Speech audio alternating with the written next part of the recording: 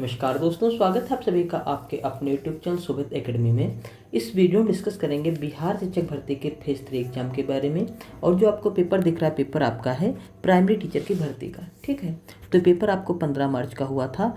इस वीडियो में हम डिस्कस करेंगे इस पेपर में जो मैथ के क्वेश्चन आए थे। ठीक है, इसके पहले हम इस पेपर का पूरा डिस्कशन कर चुके हैं, लेकिन इसमें हमने क्वेश्चन में ऑप्शन बता दिया गया था कौन सही है कौन सा गलत। इस वीडियो में हम पूरा क्वेश्चन सॉल्व करके आपको बताएंगे कौन सा ऑप्शन किस लिए सही है और किस लिए ऑप्शन सही नहीं है। तो जल्दी से वीडियो को लाइक कर दीजिए, चैनल पर पहली बार चैनल को सब्सक्राइब कर लीजिए। चलिए शुरू करते हैं। देखिए यहाँ से इसमें मैथ के क्वेश्चन शुरू होते हैं, तो हम देखते हैं कौन कौन से क्वेश्चन हमारे हैं।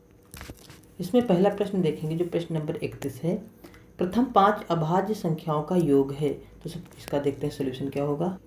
यहाँ पर आप देख सकते हैं प्रथम 5 अभाज्य संख्याएं हमने लिख ली। अभाज्य संख्याएं क्या होती हैं? जो सिर्फ स्वयं से कटे और एक से कटे। 2, 3, 5, 7 ये प्रथम 5 संख्याएं हो गई। सबसे पहली प्रथम संख्या कौन सी होती है? भाज्य 2।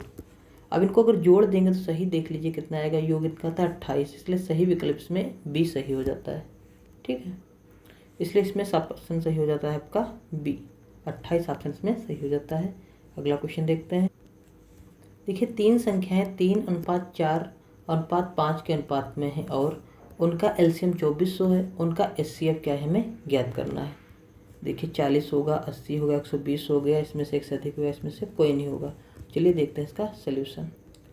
देखिए संख्याएं 3:4:5 में थी, तो हमने मान लिया पहली संख्या 3x है, दूसरी 4x, चौथी मतलब पहली 3x है, दूसरी 4x, तीसरी 5x संख्याएं हैं। ठीक है, अब अगर इनका सबका एलसीएम लिया जाए तो देखिए सब में x है तो x रहेगा ही, बाकी सबका गुणा हो जाएगा यहाँ पर। ठीक, 3 चौको 12 पंचे 60x, तो एलसीएम कितना आ जाएगा इन संख्याओं का? 60x। और उसमें क्वेश्चन में दिया गया एलसीएम कितना था? 2400 था। तो 60x बराबर 24x करेंगे, इसलिए x का मान निकालेंगे तो आ जाएगा 40। अब हम सारी संख्याओं के मान यहाँ से निकाल सकते हैं। तो पहली संख्या हमारी क्या हो जाएगी? 3x थी यानी कि 120, दूसरी 4x थी यानी कि 160, तीसरी 5x थी यानी कि 200। अब देखिए एलसीएम हमने ले लिया है, तो एलसीएम देखिए इस तरीके से लिया जाता है एचसीएफ। तो देखिए सबसे पहले 120 के गुणनखंड हमने इस रूप में लिख लिए हैं और फिर 160 के गुणनखंड लिख लिए हैं, 10 को अलग लिख लिया और 200 के इस प्रकार हमने लिख लिए हैं। ठीक, अब जो सब में कॉमन होगा वही होता है एचसीएफ। देखिए सबसे पहले इसमें निकल कर आ गया 2 तीनों में था, 2 हमने लिख लिया। फिर देखिए यहाँ तीनों में 2 था, 2 हमने लिख लिया। उसके बाद इसमें तीनों में था 10। ठीक, तो जब गुणा करेंगे तो आ जाएगा 2 दूना 4 दहम 40, यानी कि एचसीएफ कितना हो जाएगा यहाँ पर 40। जो तीनों में होता है उसे लिया जाता है। एचसीएफ क्या होती है? वह बड़ी से बड़ी संख्या होती है जो दी हुई संख्याओं को विभाजित कर दे। तो जो संख्याएं हमारी आई थी 3, कौन सी आई थी? 120, 160, 200। इनको कौन विभाजित करेगा? 40 विभाजित कर देगी। इससे बड़ी कोई संख्या नहीं है जो इनको विभाजित कर सके। अगला क्वेश्चन देखते हैं। अगला क्वेश्चन देखिए दिया गया है 4.36 और 0.04 से विभाजित करने पर हमें क्या प्राप्त होगा। तो इसका भी सोल्यूशन देखते हैं। यहाँ पर देखिए हमने भाग कर दिया है 4.036 को 0.04 से। तो सबसे पहले देखिए हमने नीचे से यहाँ से 0 हटाया तो ऊपर 100 बढ़ जाएंगे, क्योंकि दशमलव के बाद 2 अंक थे। यहाँ से दशमलव हटाएंगे, दशमलव के बाद 3 अंक थे, तो नीचे आ जाएगा 1000। अब देखिए यहाँ पर काट देंगे तो 2 जीरो नीचे कट जाएंगे, 2 जीरो ऊपर कट जाएंगे, बचेगा 10। यहाँ से हम 4 से भाग देंगे तो यहाँ पर आ जाएगा 1009। ठीक है, अब 1009 बटे यहाँ पर बचेगा 10, तो यहाँ इसको लिख सकते हैं 100.9, इसलिए सही विकल्प इसमें ए सही था। ठीक है, इसलिए सही ऑप्शन इसमें ए हो जाता है 100.9। अगला क्वेश्चन देखते हैं। अगला क्वेश्चन दिया गया है दशमलव फिर 3 जीरो हैं 216 का घनमूल क्या होगा। ठीक, तो इसका सोल्यूशन देखते हैं। यहाँ पर आप देख सकते हैं हमने लिख लिया है दशमलव उसका 30216। ऊपर से हमने दशमलव हटाया, दशमलव के बाद यहाँ पर देखेंगे 6 अंक थे तो हमने 6 जीरो आगे बढ़ा लिया। ठीक है, तो यहाँ पर हो गया 216 बटे यहाँ पर 10 कितने अंक दिए गए हैं? 6 दिए गए हैं, यानी कि 10 लाख दिया गया है। तो अब हम जब लेंगे इनका घनमूल, जब घनमूल लेंगे तो यहाँ पर रूट लगा देंगे, कड़ी में कितना आ जाएगा? 1/3। अब इसमें 3 जोड़े बनाने पड़ेंगे। 216 के 3 जोड़े बनेंगे 6 गुणे 6, और यहाँ पर 6 थे, एक के बाद 6 जीरो लगे थे, तो इसको हम लिख सकते हैं 100 गुणे 100 गुणा कर देंगे तो 10 एक के बाद फिर से 6 जीरो लग जाएगा। तो जब बाहर यहाँ से निकल कर आएगा 6/100 आ जाएगा। तो 6/100 को हम लिख सकते हैं 0.06, इसलिए सही विकल्प इसमें बी आपका सही था। तो इसमें आपका बी ऑप्शन सही हो जाता है 0.06। अगला क्वेश्चन देखते हैं। 5 संख्याओं का औसत 27 दिया गया है। यदि एक संख्या हटा दी जाए तो औसत 25 हो जाता है। निकाली गई संख्या क्या है? कौन सी संख्या इसमें से निकाली गई है? इसका सोल्यूशन देखते हैं। यहाँ पर आप देख सकते हैं सबसे पहले 5 संख्याएं दी थी, उनका औसत कितना दिया था? 27। तो टोटल संख्या कितनी हो जाएगी? 135। ठीक, उसके बाद देखिए कह रहा है एक संख्या निकाल दी गई है, तो कितनी संख्या बची? 4, और औसत कितना हो गया? 25। तो 25 चौको 100। तो कितनी संख्या निकाली गई इसमें से? 135। 100 घटा देंगे, आ जाएगा 35। इसलिए सही ऑप्शन इसमें हो जाएगा सी, यानी कि 35। तो इसमें सही ऑप्शन आपका हो जाएगा सी, यानी कि 35। ठीक है, निकाली गई संख्या कितनी है? 35। अगला क्वेश्चन देखते हैं। कह रहा है 34, 47, 29, 41, 33 और 69 का माध्यक क्या होगा? तो सबसे पहले इनको आरोही क्रम में लिखेंगे, उसके बाद इसका हम माध्यक निकालेंगे। तो देखते हैं इसका सोल्यूशन। यहाँ पर देखेंगे सबसे पहले संख्याएं हमें दी गई थी इस तरीके से, इनको हमने लिख लिया आरोही क्रम यानी कि बढ़ते क्रम में। टोटल पदों को हमने जोड़ा तो इसमें 6 पद थे, n बराबर 6 थे, तो n बटे 2 कितना हो जाएगा? 3 हो जाएगा। ठीक, उसके बाद माध्यक कैसे निकाला जाता है? n बराबर 6 सम संख्या आई है, जब सम संख्या आई है तो इसका निकाला जाता है n बटे 2वां पद प्लस n बटे 2 प्लस 1वां पद। ठीक है, n बटे 2 का मान 3 आया था, यानी कि तीसरा पद, और प्लस चौथा पद, इन दोनों को जोड़कर बटे कर देंगे 2। तो यहाँ पर आप देख लीजिए तीसरा पद जो आपका है, तीसरा पद यहाँ पर है 34 और चौथा पद आपका है 41। इन दोनों को जोड़ देंगे और बटे 2 करना पड़ेगा। तो इन दोनों को हमने यहाँ पर जोड़ दिया है, तो आप देखेंगे 34 41 को जोड़ा तो 75 आ गया, और बटे 2 कर दिया तो 75 बटे 2 हो गया। जब 2 से भाग कर देंगे आ जाएगा 37.5। इसलिए सही विकल्प इसमें सी हो जाएगा 37.5। इसलिए इसमें सही ऑप्शन आपका था सी, 37.5 राइट आंसर इसमें आपका हो जाता है। अगला क्वेश्चन देखते हैं। इसमें कह रहा है दो सह अभाज्य संख्याओं का गुणनफल 117 है, तो उनका एलसीएम होना चाहिए। अब दो संख्याओं का गुणन, जो सहभाज्य गुणन संख्याओं का गुणनफल होता है, उनका एलसीएम के बराबर ही होता है, यानी कि उनका एलसीएम कितना हो जाएगा? 117 ही हो जाएगा। ठीक, यहाँ पर आप दे भी सकते हैं दो सह अभाज्य संख्याओं का गुणनफल होता है उनका एलसीएम, इसलिए सही विकल्प आपका बी सही हो जाएगा 117। अगला क्वेश्चन देखते हैं। अगला क्वेश्चन हमें दिया गया है 1/3 प्लस 1/2 प्लस 1/x बराबर 4। तो x का मान हमें निकालना है। देखते हैं इसका सोल्यूशन। यहाँ पर आप देखेंगे हमने लिख लिया समीकरण जो दिया गया था। तो 1/x निकालना, x का मान निकालना, तो 1/x इधर रखा, बाकी सबको इधर भेज दिया। देखिए माइनस में हो गए। उसका नीचे देखिए हमने एलसीएम लिया, तो 1 × 3 × 2 था, तो यहाँ एलसीएम आ जाएगा 6।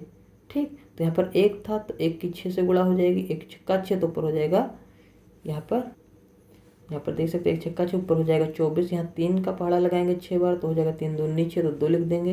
यहाँ 2 3 6 तो ऊपर आ जाएगा 24 - 2 - 3, यानी कि 24 से 5 जाएंगे तो आ जाएगा 19/6। तो x का मान निकालेंगे तो पलट देंगे दोनों तरफ, इधर x/1 कर देंगे, इधर 6/19 का हो जाएगा। तो यहाँ पर देखिए x का मान निकल कर आया 6/19, इसलिए सही ऑप्शन इसमें आपका ए था 6/19। तो सही ऑप्शन इसमें आपका हो जाता है ए, यानी कि 6/19। अगला क्वेश्चन देखते हैं। एक छात्र के अंक गलती से 63 के बजाय 83 दर्ज हो गए। 63 थे होने, कितने हो गए? 83 दर्ज हो गए, 20 अंक बढ़ गए। इस कारण से कक्षा के औसत अंक आधे से बढ़ गए। कक्षा में छात्रों की संख्या ज्ञात करना है। तो यहाँ पर आप देखेंगे 83 से मतलब 63 होने चाहिए थे, कितने अंक लग गए थे? 83, तो यानी कि 20 बढ़ गए थे। तो 20 बढ़ने पर कह रहा है आधा औसत बढ़ जाता है। ठीक है, यानी कि औसत कितना बढ़ा? आधा बढ़ा। तो टोटल कितने वहाँ पर छात्र थे? तो वहाँ क्या हो जाएगा? अगर 1 का मान निकालेंगे हो जाएगा 20 × 2, यानी कि क्लास में जो कुल विद्यार्थी थे वो 40 थे। सही विकल्प इसमें इसलिए 40 हो जाएगा, यानी कि सी ऑप्शन सही हो जाएगा। इसलिए सही ऑप्शन इसमें आपका बी हो जाता है 40। ठीक है, अगला क्वेश्चन देखते हैं।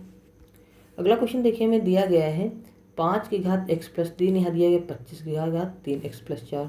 सबसे पहले आधार बराबर कर लेंगे हम। अब देखिए सोल्यूशन इसका। यहाँ पर देख सकते हैं आप, हमें सवाल दिया गया है, तो यहाँ 5 की पावर x + 3 तो ठीक है। यहाँ 25 को हम क्या लिख सकते हैं?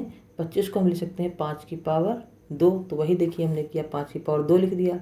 अब इसकी घात देखिए हो गई 2 और ब्रैकेट में 3x - 4। अब आधार यहाँ बराबर हैं, जब आधार बराबर है तो घातें बराबर हो जाती हैं। तो इसकी घात थी x + 3, उधर था 2, ब्रैकेट के अंदर 3x - 4। तो हमने हल कर लिया, इधर x + 3, इधर हो गया 6x - 8। अब हमने क्या किया, यहाँ पर देखिए इधर 3 ही था, 8 को इधर भेज दिया तो हो गया 3 + 8, इधर 6x - x हो गया, इधर हो जाएगा 8 3 11 बराबर 5x। तो x का बराबर हो जाएगा 11/5, इसलिए सही विकल्प हो जाएगा इसमें 11/5, यानी कि ए ऑप्शन आपका सही हो जाता है। सही ऑप्शन इसमें आपका हो जाता है A11/5। अगला क्वेश्चन देखते हैं। अगला क्वेश्चन दिया गया है 1210 रुपये को ABC के बीच में विभाजित किया गया है ताकि AB 5:4 और B/C 9:10 हो, तो C को कितने रुपए मिलते हैं हमें बताना है। देखते हैं इसका सोल्यूशन। तो यहाँ पर देखिए A और B को मिले थे 5:4 में और B और C को मिले हैं 9:10 में। तो अगर तीनों का अनुपात हम निकालें A/B/C, तो यहाँ पर गुणा हो जाता है। यहाँ पर 5 के 9 से गुणा 45, 9 की 4 के गुणा 36 और 4 के 10 से गुणा 40। ठीक है, तो ये तीनों का अनुपात कितना आ गया 45:36:40। आप कह रहे हैं टोटल रुपए जो थे वो बटे थे 1210, यानी कि अगर टोटल इधर जोड़ दिया जाए इन संख्याओं को तो आना चाहिए 1210। तो इधर आ गया 121, x बराबर 1210। तो x बराबर कितना हो जाएगा, x बराबर हो जाएगा 1210/121, यानी कि x का मान निकल कर आ जाएगा 10। अब सबका हिस्सा हम निकाल सकते हैं, लेकिन हमें हिस्सा सिर्फ निकालना था जो C का था। C का अनुपात 40 था, यानी कि 40x।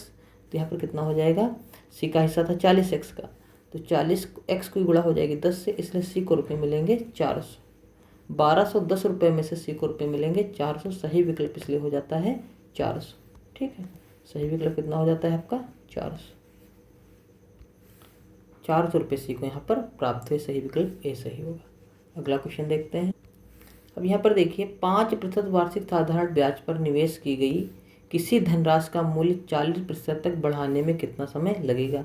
यानी कि कह रहा है कोई धन है, उससे अगर कितने समय तक लगाया जाए, वार्षिक ब्याज 5% हो तो 40% बढ़ जाएगा, यानी कि ब्याज कितना मिलेगा 40% तक। ठीक है, तो देखिए इसका सोल्यूशन। यहाँ पर देखेंगे प्रतिशत दिया गया है 5% वार्षिक। अब हमने मान लिया कि जो उसका मूलधन कितना है 100 रुपये, और कह रहा 40% बढ़ जाता है, यानी कि बढ़ेगा कितनी राशि 40 रुपये बढ़ जाएगी। 100 का 40% कितना हो जाएगा 40 रुपये। तो ये हमें साधारण ब्याज प्राप्त हो रहा है। अब समय कितना लग रहा है, मेन चीज़ हमें ये निकालना है। तो साधारण ब्याज का सूत्र होता है मूलधन गुणे दर गुणे समय। तो ब्याज कितना प्राप्त हो रहा, हमने माना 100 रुपये माना, तो उस पर 40% यानी कि 40 रुपये, और मूलधन हमने 100 रखा, दर 5 दी ही थी, समय की जगह हमने रख दिया यहाँ पर t, और हमने हल कर लिया। तो देखिए 100 से यहाँ पर कट गए, तो इधर बचा 40 बराबर 5t। तो 5 को उधर भेज देंगे तो हो जाएगा 40/5 बराबर t। तो t बराबर निकल कर आ जाएगा यहाँ पर 8 वर्ष। इसलिए सही ऑप्शन इसमें आपका सही हो जाएगा C, यानी कि 8 वर्ष बाद जो धनराशि होगी वो 40% बढ़ जाएगी। इसलिए सही ऑप्शन इसमें आपका हो जाता है C, यानी कि 8 वर्ष। अगला क्वेश्चन देखते हैं।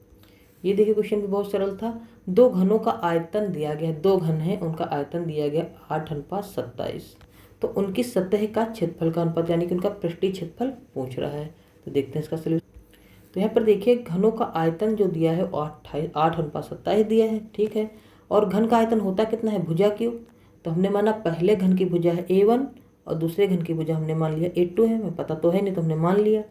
तो पहले घन की भुजा क्या हो जाएगी, भुजा क्यूब बराबर 8, और दूसरे की भुजा क्यूब बराबर A1 क्यूब बराबर A2 क्यूब का अनुपात कितना हो जाएगा 8:27। यही तो हमें दिया गया है।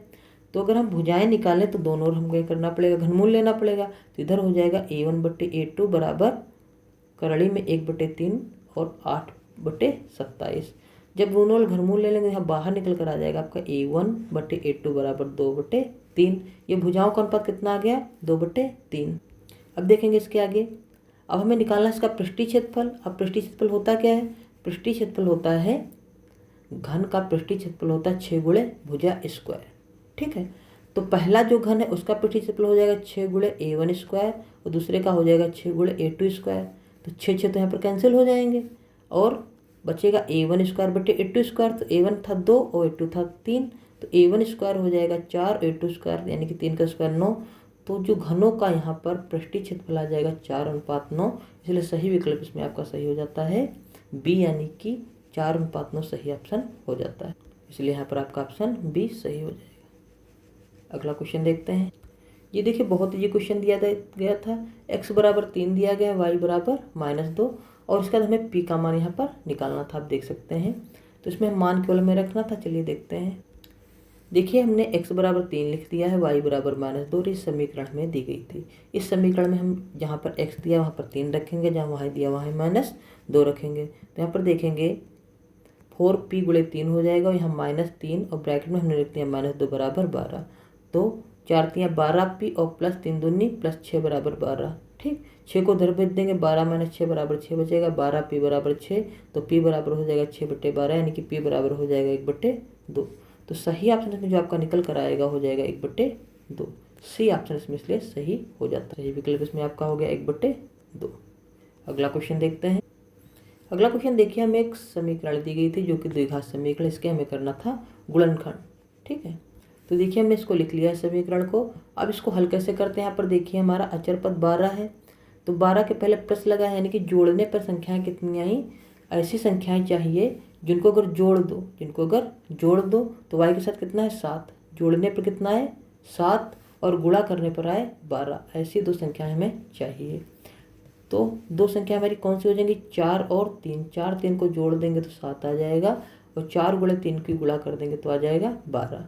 अब जोड़ने पर ही क्यों आए 7, क्योंकि यहाँ पर देखिए प्लस लगा है, इसलिए यहाँ पर ये देखा जाता है यहाँ पर।